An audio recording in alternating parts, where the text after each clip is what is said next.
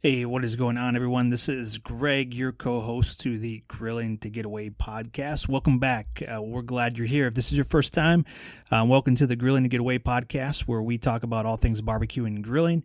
And we share what we're doing in the backyard. And sometimes we have guests on, and sometimes it's me and my business partner, Ben, talking about what we're doing. So we appreciate you're here. This week, I'm really excited to share with you a new friend, Grant. Grant recently started his barbecuing and grilling journey.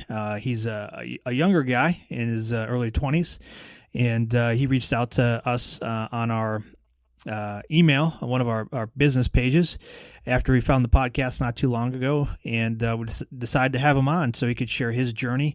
And we appreciate Grant coming on and being a little bit vulnerable about why he started barbecuing and grilling and some of the stuff that he's been through. Really excited about this one. I hope you find some value in hearing Grant's story, and then also where he's at right now on his barbecue and cooking journey. So I appreciate you being here, and hope you enjoy the podcast. If you do, please go ahead and give us a like and review and a share wherever you're listening to this. So appreciate you being here.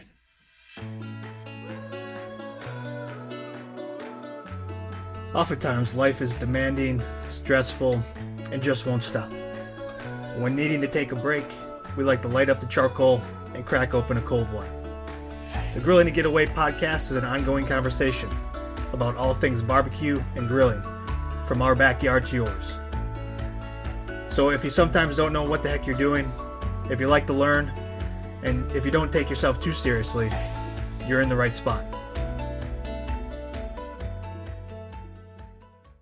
Hey, how's it going, everyone? This is Greg, your co-host to the Grilling to Get Away podcast. Welcome back. I'm so excited for this episode. I got my new friend, Grant. Grant and I just met.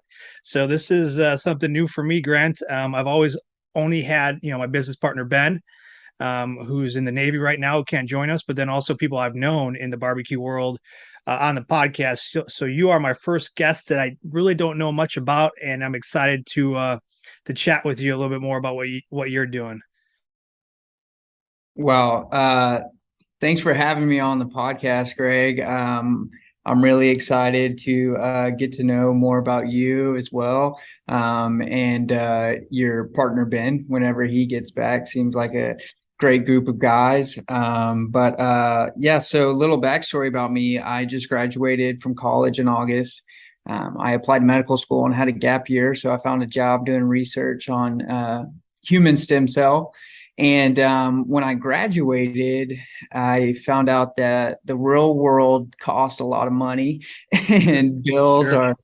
are real. So I looked at a budget to how can I eliminate some of my expenses, and eating out and fast food was like number one. So I started cooking initially at my house to save money. That was my sole purpose. And then, two things kind of came about that. First thing is I learned like this is a great hobby for me, and like a mental escape, which is like when I found y'all's podcast, I was just like totally in line with what I was initially thinking. And then the second is my roommate and my girlfriend were like, "Hey, these meals are like good, like you got something going." And so like that's only been going on for 4 or 5 months, and I wanted to start documenting some of like the meals I made just for myself, maybe in 30, 40 years to look back on. And so I made an Instagram and a YouTube, and it's just been like a really fun hobby for me. Yeah, I know, that's awesome, man. I mean, that's how it starts, right? You kind of Mhm. you try some things and you get kind of hooked.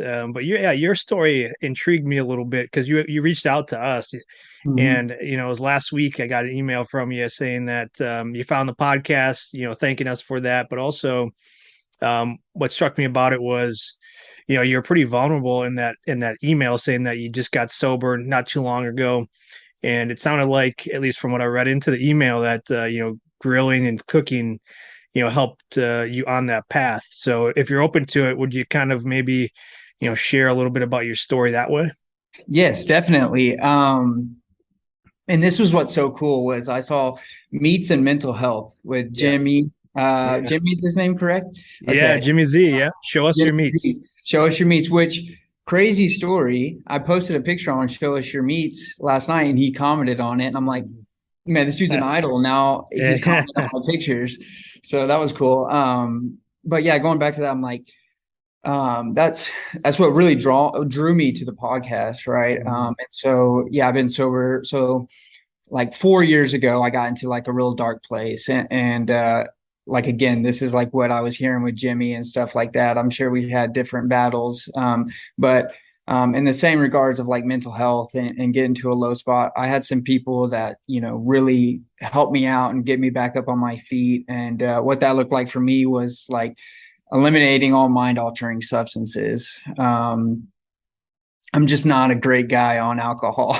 And so, I was able to go back to college, finish my degree, graduate with honors, and like all these great things that ultimately were like a direct result of God giving me a second chance at life and giving me some great opportunities. And so, I through doing some work with other people, like trying to learn about myself. What are the interests that I like?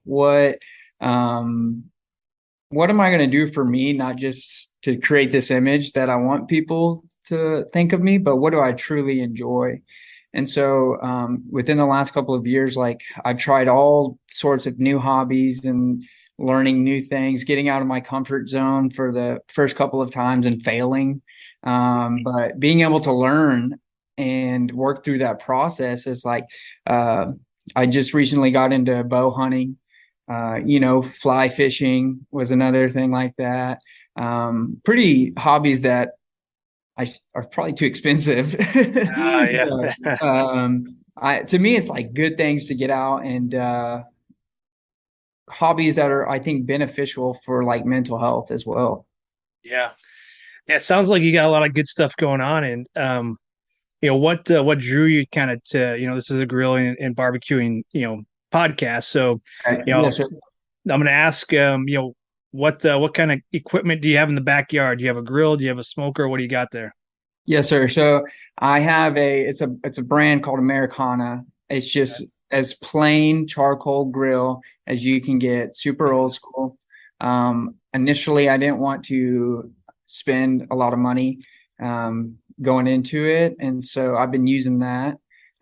What's on my Santa's Christmas list is a Oklahoma Joe smoker. Okay. I want to get into that. And one of the questions I actually had for you, because I'm a newbie for this, is the Yeah. idea I had was I want to learn how to do charcoal and wood smoking before I ever did like some of that pellet grilling. And do you think that is a good idea? Oh, all right. So you're asking me the questions here, huh?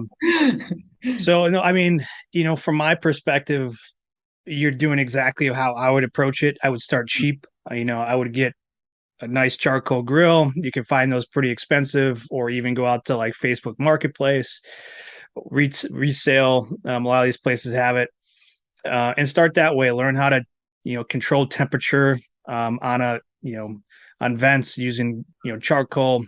Then graduate a little bit to maybe using wood, just a stick burner, because those are offset. That's a different animal where you have to learn how to, again, um, learn how to smoke, but then also how to keep temp and gauge Hmm. temp. So that's a whole nother art form to that. And the pellet is, I don't know if you graduate to that. A lot of people start with that because it's so Yeah, easy, where you can just plug it in and set temps and for then sure. feed it. So all different benefits to both and all of them. Hmm. But my path was starting with charcoal and then moving to offset. So that's how I chose to go, and that's what I would recommend, because if Hmm. you're very early on in your journey and you don't know if you want to do this long term, buying a couple $100, couple $1,000 pellet grill, there's a reason there's a lot of them on Facebook Marketplace because a lot of people don't stick with it. So, Definitely. um, Yes. my advice is always start cheap. Yes. Once you learn that you like it, then you can start buying more expensive pieces. Great. Yeah, that's great advice. And that's kind of what I've been doing right now with I went for the cheapest grill I could find and make it work. And then I actually listened to your podcast about the 5 gifts for grillers, and I got a cast iron skillet Oh, after very nice. that, and that's been beneficial to use. Yeah. Uh, Yeah, I'm a huge, cast iron skillet guy. You can use it so many different ways, and I'm glad I'm glad you found that podcast valuable too. yes, Because sir. I mean, I use it pretty much, almost daily here, either on the grill, in the smoker, or on the stove, or in the oven. So I can use it a lot of different ways. So Yes, sir. um, you'll have a lot of fun playing with that thing. So enjoy. I will. I will. But when you first got your grill, how long ago was that? That was 2 months ago. Okay, so very new. But What was very the new. first? Yeah, what was the first thing you cooked on it? So the first thing I cooked on it was some sausage links that were, I mean, I say cooked. They were already fully cooked. I reheated them on there and gave it like a smoke flavor. And then I did some steaks. I attempted a brisket, ultimately failed. And Okay. then we did hamburgers. And this is like, like when I'm going through these things, they're like first time. So I'm trying to learn as I'm going and Yeah. failing and trying to figure out what's happening. And then we have done the best one I've done on this grill is venison backstrap. Okay. And it actually turned out well. I invested in a meat thermometer as Yeah. well, and Nice. just try to keep looking at that and not looking at the venison. And Yeah. so it told me when it was ready. Good. Good. So did you do that? So let's talk about the backstrap. So how did you prepare it? So I've actually prepared venison, the backstrap, twice this year with deer season going on right now. And Mhm. the best way I've done it is um, I had the backstrap and I covered it in mayonnaise, blue plate Okay. mayonnaise. And then I took some down south. I'm from near Corpus Christi, Texas. We have a seasoning that's popular here called Two Gringos Chupacabra meat Yeah. rub. Yeah. So I use that. Um, and little rosemary and I think that was it with a little bit of olive oil. Yeah. Yeah. And I got a nice sear on it. And then I actually stuck it in that cast iron skillet in the oven at 375 for 5 minutes. Took it out and wrapped it up in foil and cooked some asparagus in that cast iron skillet. Very nice. And so when the asparagus was done, I figured that was enough time for it to have been resting. Yeah. Did you sear it on the grill or how did you sear it? Just in the cast iron?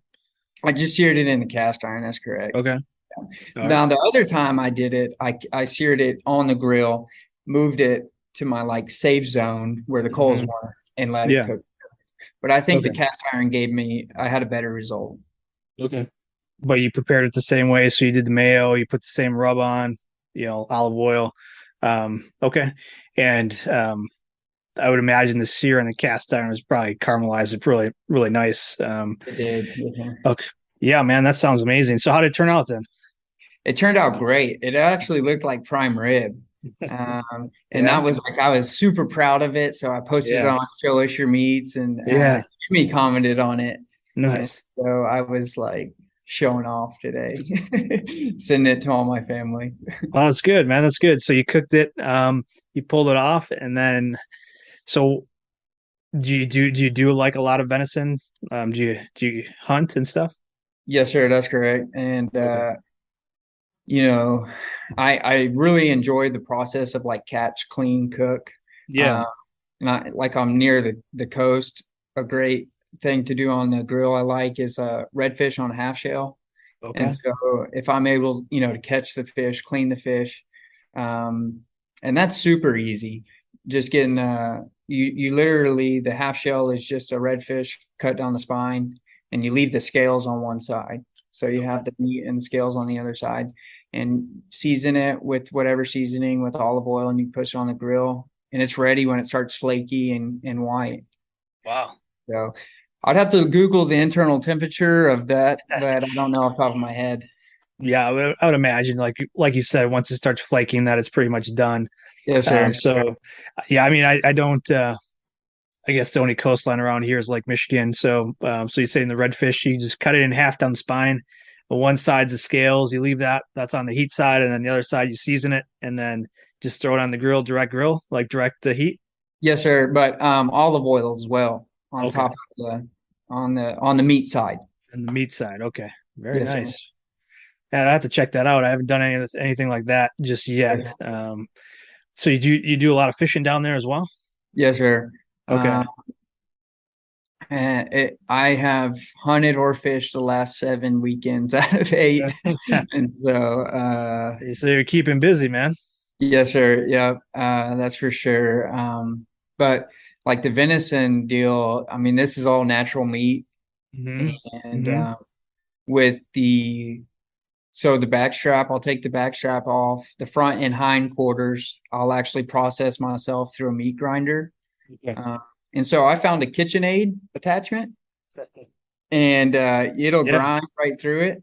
Okay. Uh, and so I did a 60-40 mix with ground beef. Okay. And so try to add a little bit of fat to that ground venison. It's just so lean. Yeah, very lean. Did you do like a lot of burgers, or like what do you use that ground for? Spaghetti, Okay. burgers. What else can I? That's the only two I've done this season is Okay. burgers and spaghetti. But I mean, it tastes just the same as if you got ground beef from the Yeah. store, but it's healthier, Yeah. A lot cleaner for you. a lot Uh, cleaner. yeah, that's what we prefer as well. So I mean that's super interesting. So you started, grilling, barbecuing not too long ago, but then you started a YouTube channel too to kind of show like cooking. So Yes, what sir. made you want to, go now, I'm doing this cooking and grilling stuff. Now I'm gonna go share it with the world. What made you make that decision? Yes, sir. So I made the Instagram first, and literally my only reasoning for doing the Instagram was my own cookbook. And Okay. and then if other people like to see it, then it benefits both of us. And it's just like I guess this new era of digital, blogging or Yeah. um, and then the YouTube was more so I had some friends and family that reached out and said it would be a good idea to make videos. I think people would enjoy watching them. And I said, okay, yeah, I'll try it out and see what it happens. I never have, still don't have any like intention of trying to make this monetized, like make money off of it, Sure. because it's just a hobby for me. But Mhm. if other people can get joy out of it, then Yeah. that's great. Yeah. So you have a few videos out there already. What was the first one you did? Was it the backstrap? What was that out there? The first one was we did chicken wings, chicken thighs, Okay. Okay. and that was also another thing. Like I have never grilled, and so I wanted to see if I could do it. Yeah. And I think the key to that was I did a overnight marinade in those chicken thighs, Yeah. uh, and it turned out really well actually. And so we did that, and then made homemade French fries. Okay. All right. Yeah. So people can go out and we'll put your YouTube page and Instagram page and stuff in the show notes so people can find you. But let's Awesome. give them a little spoiler. What did you marinate the chicken with? So we have a store in Texas called HEB. Yep. Not sure if Yep. you're familiar with it. Yeah. Yeah. So it was a HEB brand hot and spicy marinade. Okay. And that's pretty much all I remember of what it was called. It was HEB branded hot and spicy. So you're going hot and spicy on these, so wings and thighs. All right. So you marinate them overnight. Did you put anything else in that marinade? I did not. I just dumped the bottle in a Ziploc Yeah. and threw those thighs in Let there it go. and let it go. Okay. So the next day you pull them out and you're doing them on the grill. Yes, sir. All right. So you put them on the grill. Is this direct? Is this indirect? How you setting up your grill? So I tried to do, after watching YouTube videos of people saying like a fire zone and a safe zone. Yeah. That's all I've been doing. And so just trying to play with them to Yeah. see, okay, this one's getting too burnt. Let me move it and to my safe zone. And really working on closing that lid and not looking at it. And I don't know if that's good or bad. I don't know. So you put it over the coals, the hot. You're kind of watching it a little bit. Now, do you at this point do you have a thermometer that's inside keeping temp, or is it just kind of looking by sight and then you have an instant read, or what? Yes, sir. I had a meat thermometer that I would check it. Okay. Now upgrading to a thermometer on the grill is in my It's on the list. it's on the list. Yeah, yeah, man. You start small. That's okay. And then so you're checking it. So these are right over the coals. I'm assuming. Yes, sir. Okay, and you're kind of moving them to the safe zone if they need it. Yes, sir. And are you doing anything else? Are you seasoning it with anything else? Are you putting anything else on it? I would have to go back to that video and Okay. rewatch. Yeah. But if I did season, it was the chupacabra seasoning. Okay. So you like the chupacabra? Well, it's all I've been ever introduced to. All So right. All right. I like it because I haven't tried anything Fair else. enough. Fair enough. Yeah. Yeah. Well, welcome to grilling and smoking. Well, you'll be introduced to about 1,000 different types of rubs and seasonings coming up here soon. Yes, sir. Um, no, that's good. So you got it off. How did it taste? How'd it go? It went really well, actually. And what's funny is about this hobby is so I live with another guy. Okay. He's my roommate, and then I also have a girlfriend. So they somehow always end up in the kitchen when I'm cooking, and they're Yeah. ready to taste test. And Okay. so, but I get a lot of joy out of feeding them, and like they're Yeah. like, "Hey, this is good. You did good on this." And so Yeah. everyone um, agreed that they liked it, and I also tried to make my own uh, barbecue sauce. Okay. Um, and to be fair, I used Red Hot, Yeah. and I did something wrong. It was just way too sweet. So we Okay. just ended up using bottled barbecue sauce. Okay. Yeah. Well, that's the way you learn, man. You gotta try something, and then it doesn't work until you try something different next time. So Yes, you sir. have to adjust that the next time you do it. So it turned out well. Your roommates approved. Roommate's girlfriend approved. Um, and then, so I got to ask you about the brisket. Um, you said you tried one and it Yes, didn't work sir. out too well for you. Yes, sir. So there's going to be a lot of people that listen to this, and people that haven't tried brisket before, they want to try brisket. So why don't you talk us through your process, what happened, and where you think maybe it kind of went a little wrong? I know exactly where it went wrong, and I was like, Okay, let's. I couldn't maintain a temperature that I wanted, Okay. and I was just varying from low to high temperatures in this charcoal grill, Mhm. and I ended up. So I majored in biology in college, and so I'm really worried about like I'm OCD about eating meat that's not thoroughly cooked, and Yeah, I get yeah, a little scared about that, especially if I'm feeding other people. yeah, And yeah. so I got really nervous that it had came down to a temperature that was unsafe for too long, and maybe microorganisms started to grow in it. Okay. And so I just I said threw the flag in, other than trying to feed it to people and have the risk of getting them sick. Yeah. So was And this a big piece of brisket, or was this like a 2 or 3 pound flat or something like that? it was smaller, and I didn't Okay. spend a lot of money on it Okay. because I Yeah. know where I'm at, and I know, Yeah. like, I'm not gonna buy some expensive piece of meat and ruin it. Sure, So sure. So you went the safe route. You got something that was a little cheaper, or less expensive, and tried it out. Didn't work out just because of the fluctuating temperatures. So how big is the grill that you have? What's the surface area? Like a 22, an 18 inch, I believe it's 24. 24. Okay. So still relatively, decent size, Yes, sir. so you're probably doing like indirect grilling or something like that. Again, where Yes, you had sir. the coals pushed off to one side. That's what I Um, did. yeah. Does the grill have a thermometer on it, like so you could get the temp? No. Okay. It does not. But and this is like, I made it sound good. I went out there and checked, and there was nothing lit. They were Okay. completely out. Okay. Wow. So I knew it'd been out for a while, and I'm like, this is just sitting out here. And so I Okay. got really nervous. Yeah. Okay. Well, hey, that's you learn about the process, and then you try it again, and that's the way to go. And that's why you don't buy, really expensive cuts of meat or really expensive equipment right away. So you figure Yes, it out. sir. You figure it out along the way.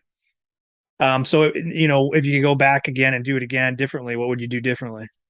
I would try to maintain charcoal that was lit, and I had this idea. I don't want to check on it a lot because I want to let it sit there, but I should have checked on it more, checked on the fire at least. And I don't think I'll do something big like a brisket or anything like that again until I can get a grill that has a built-in thermometer, so I can really know what kind of temperature I'm running at. Yeah.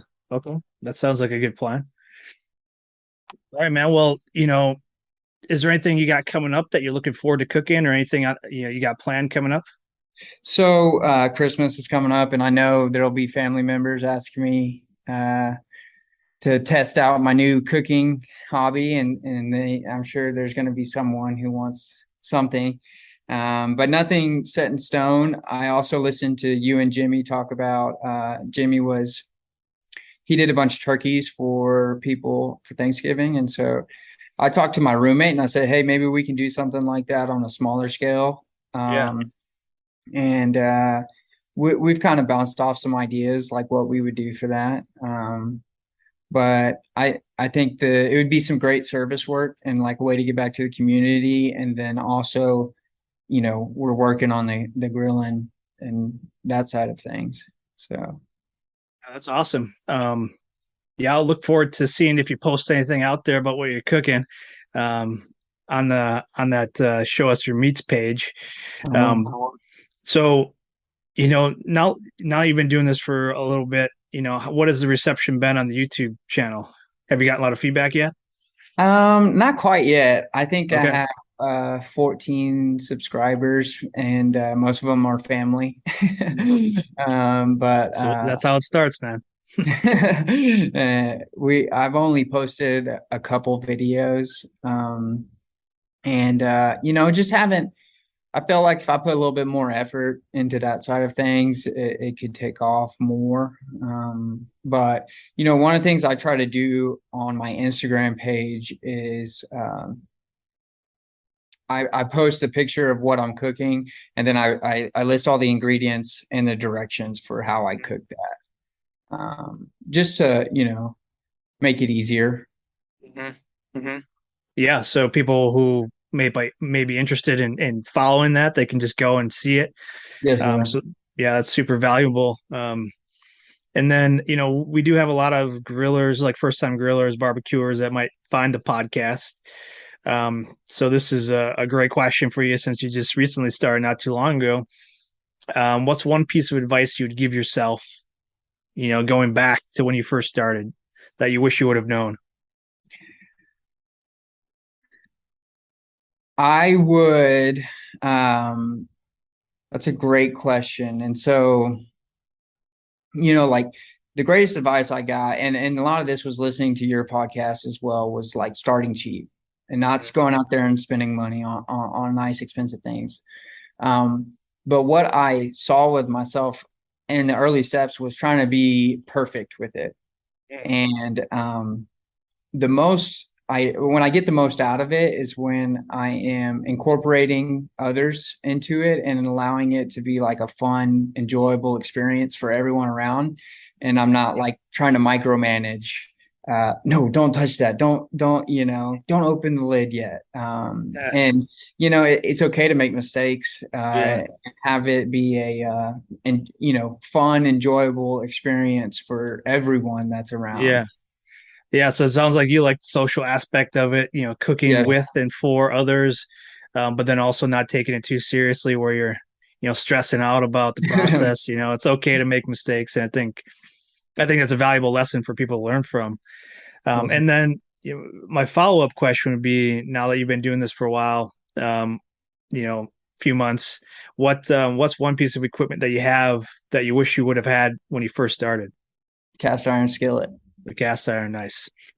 Yes, sir. That's I've only cooked a few things in it, but so far I've been very impressed with it. And I had a question for you because I know Okay. speaking to my friends who are all Hmm. in the same boat with me is like, we grew up in a little different generation than our grandparents did that use cast iron a lot. So we don't really Yeah. know how to take care of these things. Okay. And so what would be your advice for how to maintain and take care of a cast iron? Yeah, that's a great question. A lot of times nowadays they do come seasoned already. So seasoning is just getting it so the surface is kind of as nonstick as you could be. But you can always add more to it. So my rule of thumb is using some kind of natural oil, such as like vegetable oil, canola oil. Get a little light coating on there by using like a paper towel. So you're coating all sides of the inside of the pan, the cast iron with a light coating, thin coating. You don't want any pooling of any like oil anywhere. Um, I've also heard recently like flaxseed oil, but I haven't experimented with that. So, but I've heard good things about that. But one of those oils, you put a really thin coating on it with like some paper towel, and then you want to put it. I put mine in the oven, so I get my oven to 350. I've seen some people get it to 400. I've seen some people keep it upright. I've seen some people put it down, so like the opening is facing to the bottom of the oven.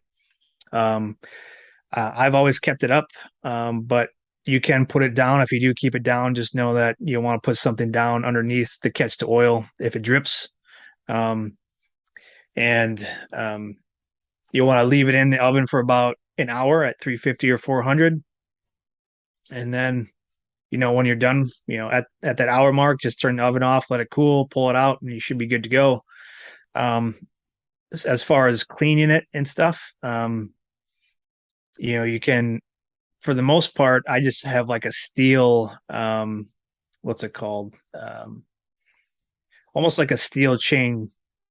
Um, what I'm blanking out here. So like a dolly, like a scrubber. So it's just Okay, like, brush or yeah, metal chains, a scrub, like a yeah. steel scrubber. Um, I could put a little bit of water in there and just scrub it out. And I'm good to go, dry it off, good to go for the next time. Um, there are some people who say never get it wet or never use soap. And I've seen other people say it's just fine if you use just a little bit of dish soap. So you got to kind of test it out and see what works for yourself. I Gotcha. rarely put any soap in it. I'll just use water in that scrubber and it gets it clean. It's seasoned. It's great for the next time I'm ready to go. But yeah, that's kind of what I do. So again, once you get a new cast iron, very light coat of oil on it, bake it for an hour at 350 or 400, let it cool, and you should be good to go. And if you start losing some of that seasoning over time, just do it again. Repeat that process. But if you find it's not sticky, like it's your food is starting to stick to it a lot or what have you, then go ahead and do that process again. But that's my recommendation, and try it out, see what works for you. But yeah, does that answer your question? Yes, that does, and that's what I did with the one I got. Okay. I did it for 30 minutes, Okay. and I don't think that was enough time though. So when I got it out, I think it needed to Yeah. be longer. Um, though Did you the put it one thing upside down or did you put I it put it upside? upside down. Yes, Okay. sir. Did you have so I've seen some people have done it upside down. If they put too much oil on it, they get like droplets that stick. Did you find that to be the case, or did you I didn't find it to be the case because I really tried to just make sure it's really like light? Yeah. very light coat Okay. since it was seasoned beforehand. Hmm. Uh, and I believe it's a polymerization reaction that happens with cast iron and the oil. Okay. I could be wrong on that, but I just tried to make sure it was real in there Yeah. tight, get that heat. But another thing I did was after I washed it with the water, I did add soap, but I'm going to stop doing that now after your advice. Um, Yeah, I it's like, mean, I've seen it either way. Like yeah. people that I know and I follow, they're not afraid to use just a little bit of soap, but I'm kind of a little bit more of the opinion, it's already seasoned. I can clean it out with a little bit of water and my steel rag, and Hmm. it looks good as new. So Yeah. that's how I go about it. But yeah, so just see what works for you based off of the cast iron that you have, and the taste too. Yeah, I don't know if some of that soap, that residual taste stays in there or not, but For sure. um, I haven't had any issues just using like a little bit of water and scrubbing it out. Do you, after when you wash to dry, do you put it on the stove to burn any water or you just do napkin? Yeah, I just dry it off with either a towel that I have for that or a napkin. Yeah. And I've also seen people just put a little bit of salt on there right away and scrub it in a little bit to do that. But yeah, typically I just I dry it out right away. Gotcha. Mhm. Awesome. Well, thank you. No problem, man. Hopefully that helps you out a little bit. And looking forward to seeing some of your cast iron cooking on the YouTube channel. Yes, sir. So I appreciate you coming on, Grant, to take some time to talk about your journey and being vulnerable and sharing your story with us. So if people want to follow you on Instagram and YouTube and wherever else, where can they find you? So both Instagram and YouTube is the same name, and it's Grant, Grant MC Mc. So it's the full name is Grant McFeeds. So GrantMcFeeds. Mm. And one of the like I wanted to add was Yeah, I talked about being sober in this, and if yeah. somebody sees this and is like, I need to reach out to somebody, they can Mm. most definitely message me on either one of those platforms, and that'd be Okay. a safe place for someone like that. Okay. Well, that's great. I thank you for that, and I hope that if somebody does see this and they need some help, they can always reach out to you. We're here as well. But Grant, we'll put some links down in the show notes so people can find you. But again, I appreciate you taking the time and having you on here to talk a little bit more with us, and wish you the best of luck in your new grilling and barbecuing journey. Awesome, Greg. Well, I really appreciate you giving me the opportunity, and I look forward to having a continued friendship with you. Yeah, same here, man. We'll keep in touch, and I'm looking forward to seeing what you're cooking up next. Yes, sir. All right. All right, cheers, man. Well, there you go. There's Grant's story, and again, so appreciative for Grant to reach out to us and be open about sharing his journey. He's very new to the barbecuing and grilling game, so we know it can be kind of intimidating to come on to a podcast for we talk about barbecuing and grilling. So he was very vulnerable and open with us about his where he's at, and then also kind of some advice and tips that he has for people that might be just starting. And he is one that's in a great position to do that because he just started not too long ago. So we hope you enjoyed Grant's interview and some of the insights that he had.